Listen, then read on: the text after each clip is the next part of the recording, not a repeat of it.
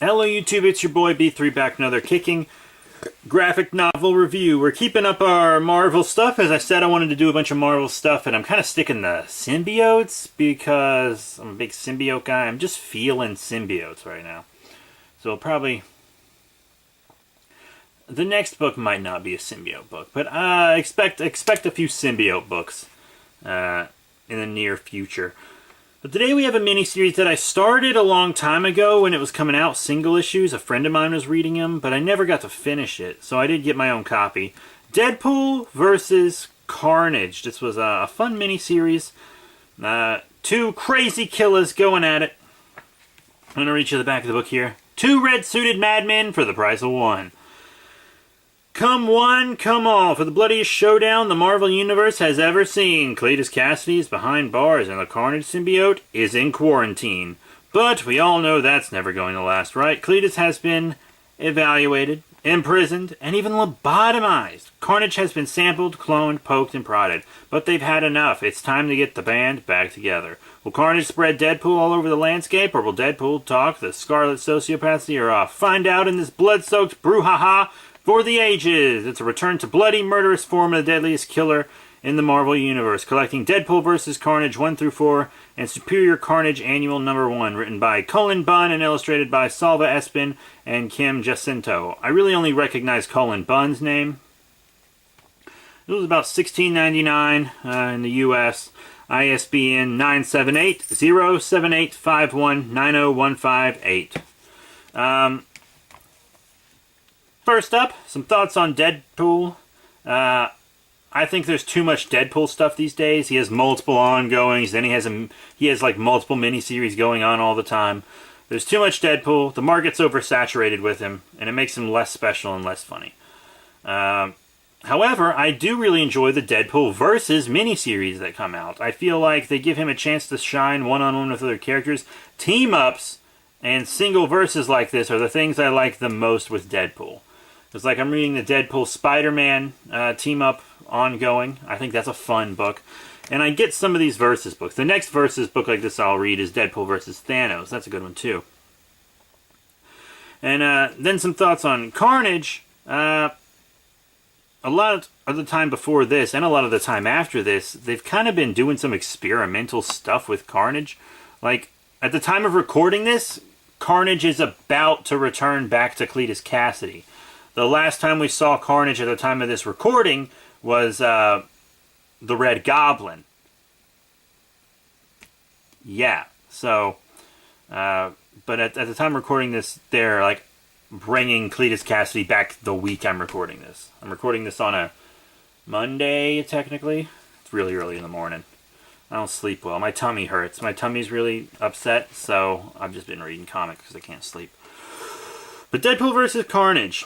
Good book. It starts off with Superior Carnage Annual No. 1. We will be doing Superior Carnage, by the way. I actually just got my own copy of Superior Carnage. The same person who let me read the first half of this miniseries actually also let me read all of their Superior Carnage as it was coming out. But then I got my own copy of Superior Carnage in trade, so that's good. But in this, Cletus Cassidy is stabbed, but a little portion of the Carnage symbiote is trying to get back to him even though the main symbiote is dead. And it turns out his psychiatrist was actually trying to get Cletus Cassidy killed so that he could become the new Carnage. But Cletus eventually gets back together, and then Deadpool takes it upon himself to stop Carnage. And he's the only one that seems to be able to track Carnage because he's also crazy, so he's the only one that can figure out that there is a pattern behind Carnage's movements. And Carnage thinks there is no pattern. Carnage has this philosophy where he's like, I'm just going to travel randomly and kill randomly. That's all I'm going to do. Get back to basics. I'm sick of trying to take over micro-universes, which was in Minimum Carnage, which we have also reviewed. And he's like, and the symbiote has also been with other people, like it was in Superior Carnage, where others were wearing it. This is all during Superior Spider-Man also, which is nice. But he fights Deadpool, and then Shriek shows up, his girlfriend Shriek. So they're both fighting Deadpool on and off. Deadpool keeps cornering him. They have really gory fights because they're both blowing each other's heads off and all this stuff. Because, they both have super insane healing factors, and they're both, like, crazy psychos. Well, I guess Deadpool's more of a socio than a psycho, but still. But eventually, Carnage figures out, hey, my patterns actually aren't random.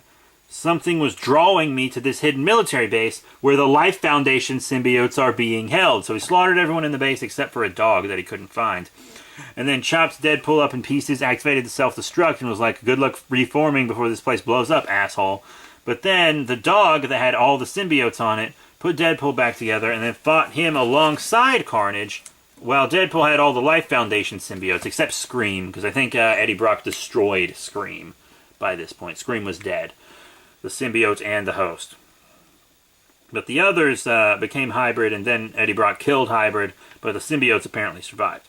And this dog was trained to use Lasher and other symbiotes.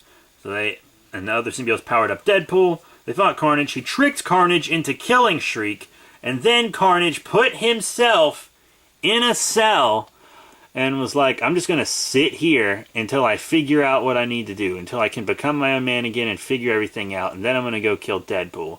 It's like Deadpool manipulated Carnage into sitting in a jail cell, which was pretty cool. Pretty cool.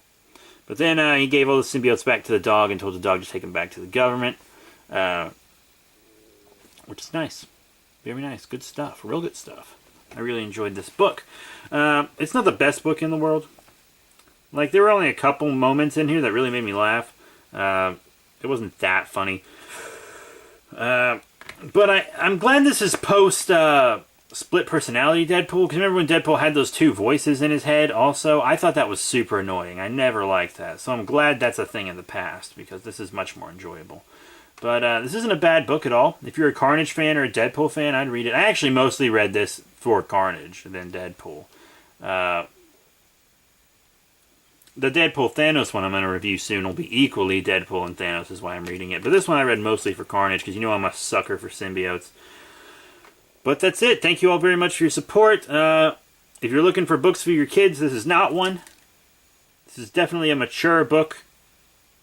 It's got sexual humor. It's extremely violent and gory and bloody. Not that parents care about blood and gore, they just care about cursing and sex. That's it. You know how it is. But thank you all very much for your support. Remember to rate, comment, and subscribe. Check out all the cool links in the description below. Facebook, Twitter, etc. Not sure what I'll do next. I don't know if I'm going to do Venom. I don't know if I'm going to do that Deadpool vs. Thanos book I keep mentioning. I might do some new Avengers action. But I do want to keep doing Marvel for a little bit. I know that. So thank you all very much for your support. As I keep saying, I can't say it enough. I'm going to go lie down. My back hurts. My stomach hurts. I just need to lie down. But thank you all. Let me know what you want me to do next in the comments. Maybe I'll listen to you. But I'll see you later.